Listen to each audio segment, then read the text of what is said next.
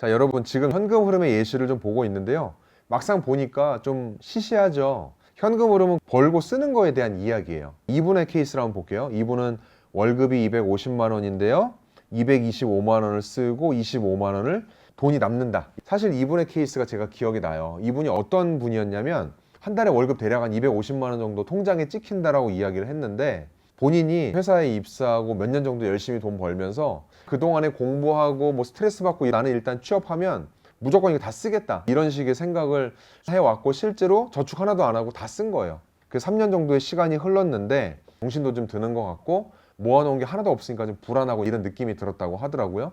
그래서 이분한테 제가 현금 흐름표를 만들어 봅시다 라고 했어요. 현금 흐름표를 만들려면 내가 얼마 벌고 얼마 쓰는지에 대해서 알아야 되는데, 이분은 얼마 버는지는 알죠. 통장에 한 달에 한 번씩 월급이 들어오니까. 그런데 이분이 한 달에 얼마 쓰는지는 몰랐던 거예요. 그래서 제가 이분한테 카드 영수증이랑 통장에서 입출금된 내역들을 다 가지고 와서 정리를 해보라고 했더니 이런 그림이 나왔어요. 자, 이분은 한 달에 250 벌어가지고 225만 원을 쓴다고 했고 25만 원이 남는데 이상하다, 왜 남는 게 하나도 없지? 라고 저한테 이야기를 했던 거예요. 어떻게 생각하세요?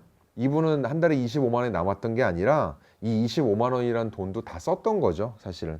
그래서 제가 많은 분들을 만나서 실제로 본인의 현금 흐름을 작성해 보라고 처음 이야기를 하면 대부분은 이렇게 잉여자금이 남습니다. 근데 잉여자금에 대한 내용을 찾아가서 들어가다 보면 이거를 써버리는 경우들이 대부분이었다라는 거죠. 그래서 이분은 제 기억에는 당시에 그냥 비싼 무언가를 사가지고 소비를 했던 걸로 넘어갔어요. 자, 그럼 중요한 것은 뭐냐면요. 자, 이분은 이런 현금 흐름이라는 걸 한번 만들어 보니 드디어 본인이 한 달에 얼마 벌고 얼마 쓴다라는 거에 대한 방향이 처음으로 나온 거죠. 자, 이분 여러분들이 보실 때 조금 어디가 좀 과해 보이는 항목이 어디 있다라는 생각이 좀 드세요. 여러분들 보시기엔 어떠세요? 제가 오프라인 강의에서 이 그림을 보여드리면 많은 분들이 하는 얘기가 식비 외식비 좀 과한 것 같아요. 종교헌금 기부금도 월급 대비 좀 많은 것 같고 보장성 보험도 좀 많다, 이런 이야기를 많이 합니다.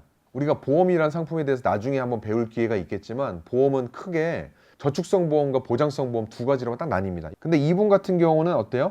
보장성 보험을 30만 원 썼잖아요.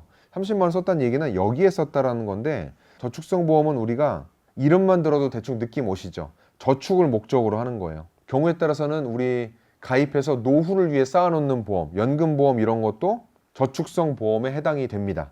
자, 이렇게 저축을 목적으로, 노후 자금을 목적으로 모으는 보험은 사실은 상품이 좋고 나쁜 거는 우리가 좀 고민해 볼 수는 있겠지만 어쨌거나 목돈이 모인다는 목적을 향해 나아가는 거다 보니까 그래도 돈을 모아나가는 형태의 상품이라고 한다면요, 보장성 보험은 우리가 알고 있는 실비보험, 암보험, 치매보험, 운전자 보험, 또 뭐가 있죠? 뭐 치아보험, 이제 이런 형태들의 보험들이다 보니까 우리한테 이런 일들이 생기면 보험사로부터 큰 돈을 받을 수는 있겠지만 건강하게 별일 없이 그냥 우리가 지나간다라고 하면 이 돈은 사실은 없어지는 비용의 관점으로 봐야 되는 거죠. 비용이고 이 돈을 만약에 우리가 저축을 했더라면 다른 용도로 쓸 수 있는 돈이다 보니까 기회비용도 한번 고려를 해볼 수가 있는 거죠. 자, 그래서 이분의 내용을 봤을 때 사실은 보장성 보험 30만 원이라고 하는 거는 매월 매월 없어지는 돈이라는 관점에서 봤을 때 큰 돈이긴 했던 것 같아요. 자, 그러면 여기서 여러분들은 이렇게 식비, 외식비, 종교헌금, 기부금, 보장성 보험이 많다고는 했는데 이분은 어떤 게 좀 지출이 크다고 생각했을까요? 의외로 이분은 이 주거생활비의 지출이 크다라고 본인이 판단했어요.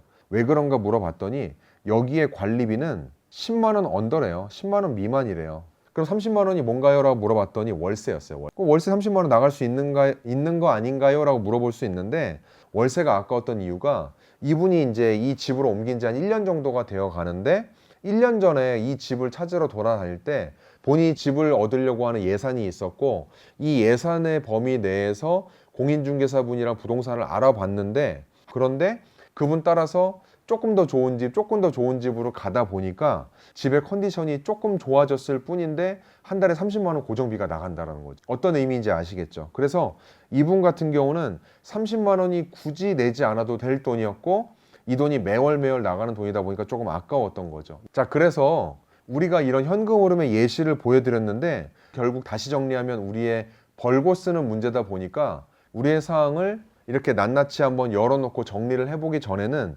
우리의 상황을 정확히 알기 어렵다는 점이 현금 흐름의 특징이라고 할 수 있습니다.